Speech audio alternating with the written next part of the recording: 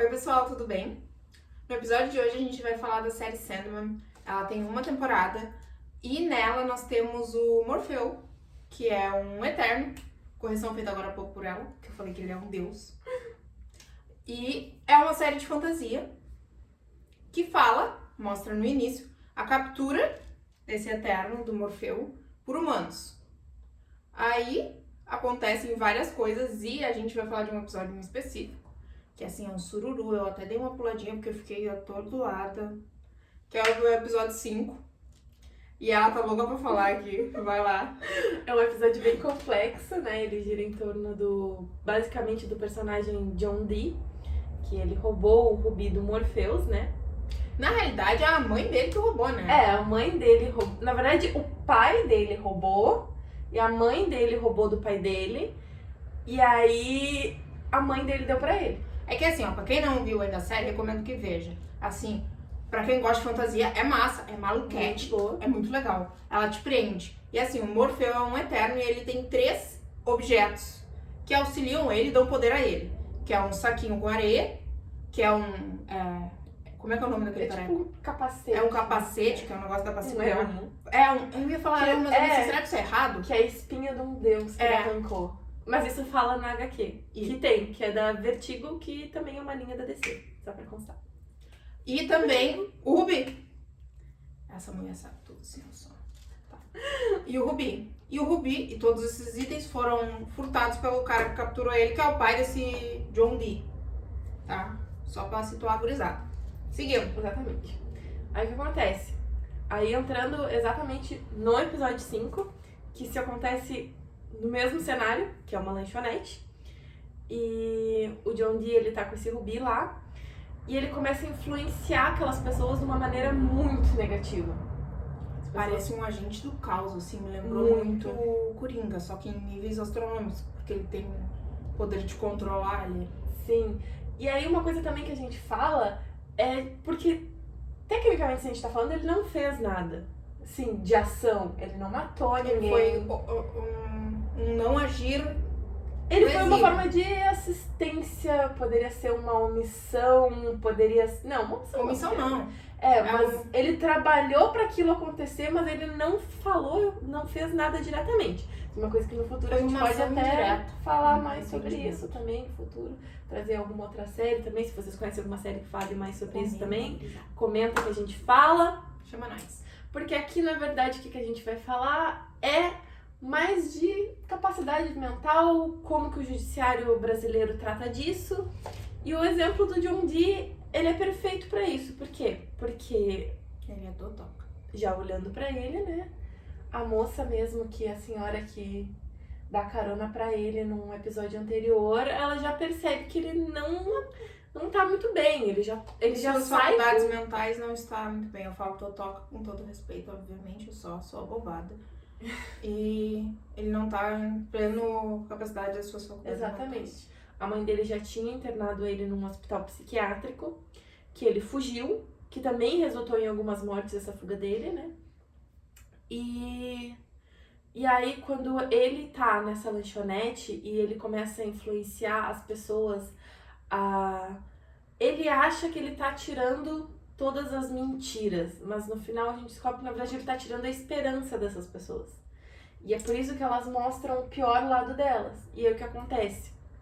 Eles matam uns aos outros, eles brigam, traem, as piores coisas possíveis. E só que o que acontece é que, como a gente falou, ele não teve nada diretamente com isso, mas ele realmente não tinha o intelecto, a plena capacidade, né? Isso, ele não gozava de suas capacidades civis, penais também. Então o que acontece aqui no Brasil que a gente tá trazendo? Ele não teria como ele ter uma sanção, ele não poderia ser punido pelos atos, porque não tem como ele ser responsável por algo que ele não tinha capacidade, ele não tinha discernimento para poder fazer isso. Ele não tinha noção do quão errado era aquilo. Exatamente. Basicamente. Exatamente, ele é um inimputável. Nesses casos o que acontece é que é aplicada uma medida de segurança, que substitui a pena. A gente, no episódio do Demer, deu uma comentadinha por cima de medida de segurança, não falou exatamente o que era. E agora a gente vai Então, as medidas de segurança, mais comumente, o que as pessoas pensam quando se fala numa medida de segurança? Quando se fala sobre pessoas que não têm capacidade mental para cometer os crimes. Quando elas são o que... Geralmente o que a gente fala, as pessoas que são taxadas como loucas no tribunal. O que acontece? Comumente se acha que é só mandar para um hospital psiquiátrico e esquecer da pessoa ali dentro. Não, não é isso que acontece. Realmente, uma das opções é fazer esse acompanhamento, não. No caso, ser internado num hospital psiquiátrico que seja só para essas pessoas. Para receber tratamento, não é para ficar lá de férias. Não é Exatamente. Então, elas recebem um tratamento lá dentro. Ao contrário da criança popular, elas também não ficam lá dentro pra sempre, não tem como, exatamente. Mesmo que a doença ela não tenha cura, não tenha como um tratamento constante por uns 2, 3, 5, 10 anos curar a pessoa, mesmo assim não tem como, porque o entendimento jurisprudencial é que a pessoa ela não pode ficar mais tempo do que é permitido, por exemplo, numa pena. Então, se tu pode ficar só 40 anos encarcerado, você só pode ficar, no máximo, 40 anos preso num hospital psiquiátrico. Eu acho isso um absurdo, porque se a pessoa ela não tem como retornar para a sociedade, ela não pode sair dali. E é no questão, não tem como retornar mentalmente. Ela não tem como se ressocializar. Como que ela vai voltar? Porque o intuito da punição não é só punir porque tu cometeu um crime, certo? É ressocializar, que a pessoa volte, não cometa as mesmas coisas e ela melhore e venha interagindo com a sociedade. Na minha opinião, assim, não, fugindo do que o entendimento jurisprudencial e legal, doutrinário, é de que, tipo, é um absurdo se ela não tem como. Só que aí entra em várias séries que podem utilizar também isso, né, pra pessoa nunca mais sair. Pois é, exatamente. Mas se a gente for falar, por exemplo, casos de esquizofrenia, mas, e por acaso essas pessoas são garantidas um medicamento quando elas saírem aqui fora? Elas são garantidas que elas vão ter um tratamento constante como elas tinham lá dentro? E que elas vão cumprir o tratamento também? Exatamente, exatamente. Porque às vezes a pessoa, ela acha que o próprio tratamento é uma forma de querer controlar, de querer... É que às vezes os esquizofrênicos, eles têm aquelas... delírios e acham que... É um chip... Isso, alguma coisa é alguma coisa que está prejudicando e não ajudando. Então tem toda essa questão. Realmente é um debate que deveria ser levado. Ou pelo menos que continuasse com um atendimento. Por exemplo, tivesse que ir uma vez na semana lá para ver como a pessoa tá, fazer um atendimento psiquiátrico, não psicológico. Precisa manter necessariamente, isso. Né? Se não temos perpétuo, isso pode ser caracterizado, mas tem que dar o atendimento. Exatamente. E não sei, do fundo do meu coração, se tem esse suporte. Pois é, isso é uma coisa mais que a gente teria que ver na prática, né? Na teoria seria não lidamos com nenhum caso desses ainda. Eu espero não lidar porque não é minha área, né? Aí, sim, esse é o mais comum. Porém, pode ocorrer, aí seriam em casos mais leves, né? Não sei se seria leves, mas casos menos graves, que poderia esse atendimento, a pessoa não precisaria ser internada, mas ela teria que ter um acompanhamento.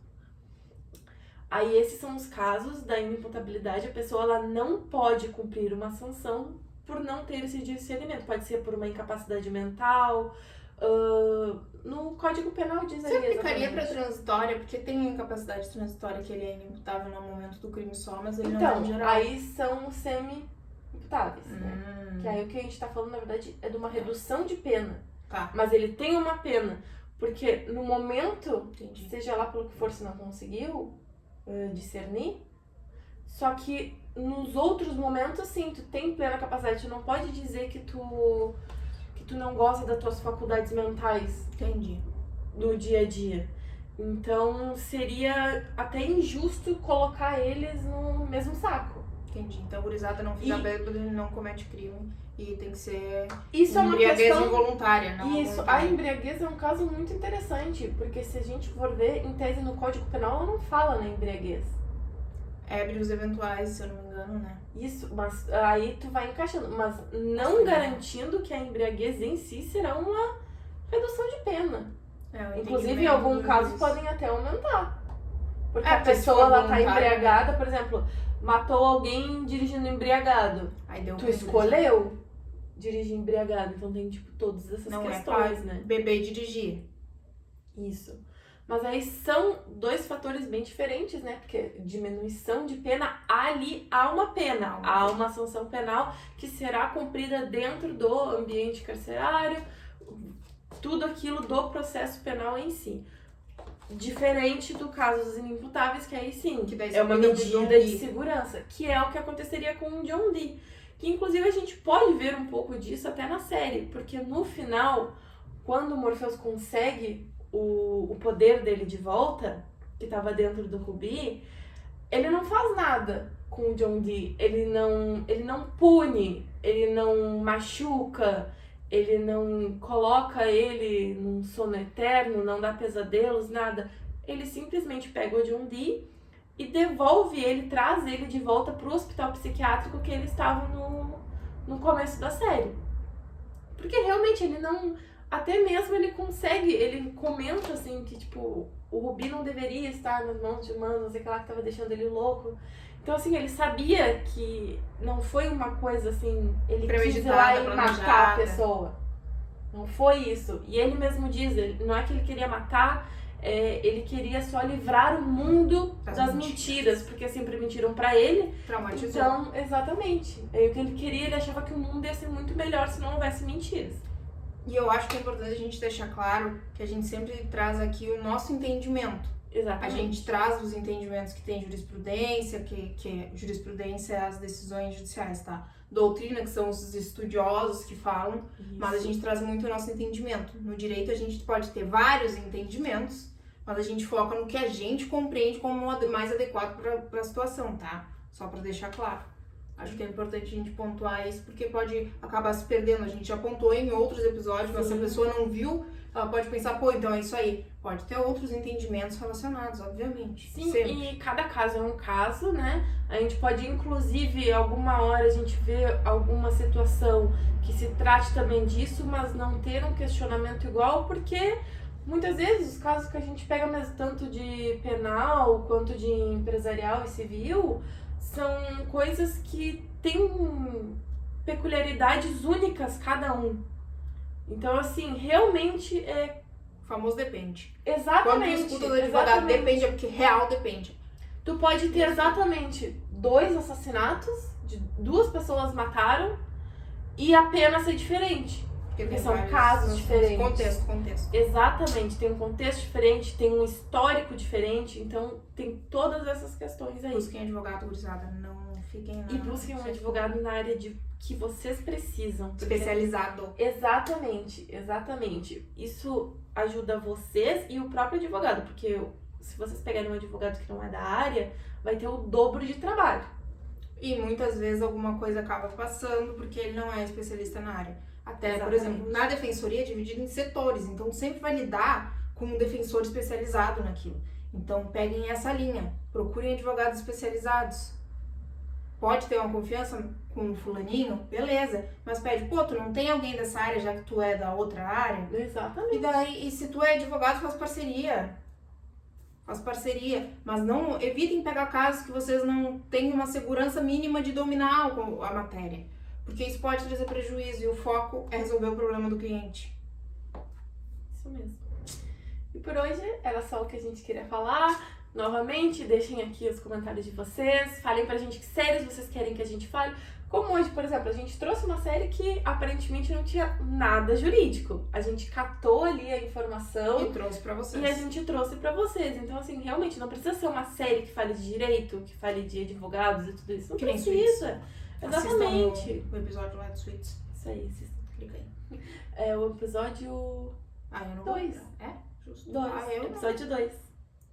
Assistam. Tá E tragam pra gente coisas pra gente falar, tragam ideias. Não precisa ser necessariamente séries, como a gente disse, pode ser livros, pode ser filmes. A gente adora Tudo. ler, A gente é garoto. A gente tá aqui, ó. Arte é uma coisa assim, Direito. ó. Exatamente. Eu sou meio abobada, gente. É normal, tá? E ativem o sininho. Curtam Ativem o vídeo. Se inscrevam no canal pra ajudar nós. Exatamente. E compartilhem muito. Nos sigam nas redes sociais. Isso. Compartilhem com quem vocês gostam, com quem vocês não gostam. Também. Compartilhem com todo mundo. Divulga aí nós. Isso aí. Segue a gente no Instagram também. Valeu, pessoal. Até semana que vem. Beijo.